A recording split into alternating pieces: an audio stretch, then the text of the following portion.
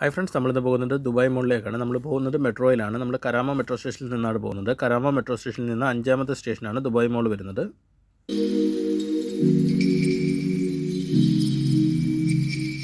മെട്രോയിൽ പോകുമ്പോൾ metro സ്റ്റേഷനെയും Dubai മോളിനെയും connect ചെയ്തിട്ട് ഒരു എയറോ ബ്രിഡ്ജ് ഉണ്ട്. എയറോ ബ്രിഡ്ജ് ആണെങ്കിൽ ഒരു മൂവബിൾ എയറോ ബ്രിഡ്ജാണ്. ഏകദേശം ഒരു 15 to 20 മിനിറ്റ്സ് എടുക്കും നമുക്ക് ദുബായ് മോൾ വരെ എത്താനായിട്ട്.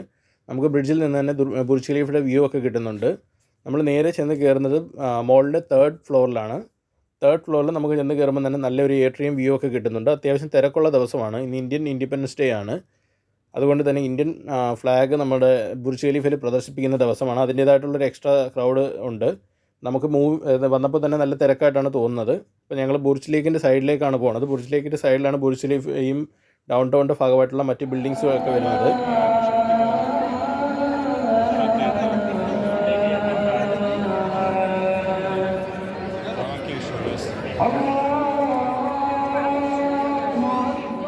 ലേക്കിൻ്റെ സൈഡിൽ ഇപ്പോൾ തന്നെ നല്ല തിരക്കുണ്ട്. 6 മണി മുതൽ 11 മണി വരെ ഇവിടെ ഫൗണ്ടൻ ഷോ ഉള്ളതാണ്. ഒരു അരമണി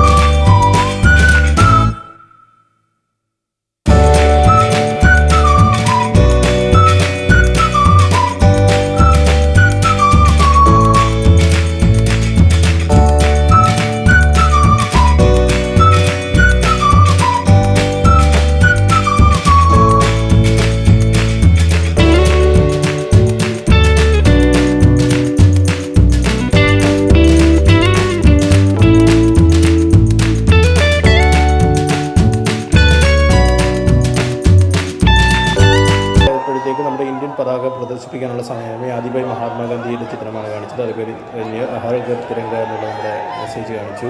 അത് ഇന്ത്യൻ ഫ്ലാഗ് ഒരു അഭിമാനമുള്ള ഒരു മുഹൂർത്തമായിരുന്നു.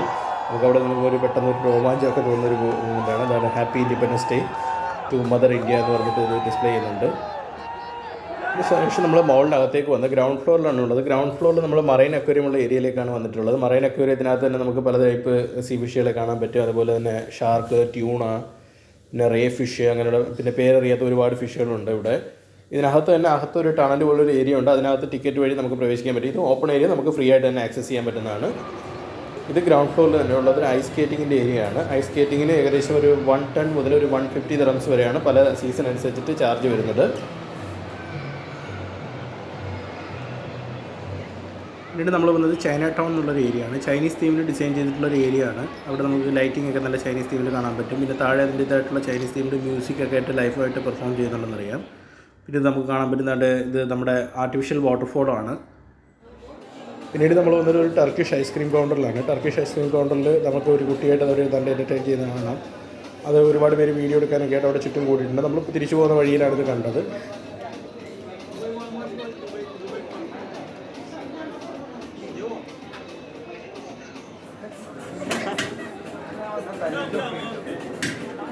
അപ്പോൾ വീഡിയോ എല്ലാവർക്കും ഇഷ്ടപ്പെട്ടെന്ന് വിചാരിക്കുന്നു. വീഡിയോ ഇഷ്ടപ്പെട്ടെങ്കിൽ ലൈക്ക് ചെയ്യുക, സബ്സ്ക്രൈബ് ചെയ്യുക, ഷെയർ ചെയ്യുക.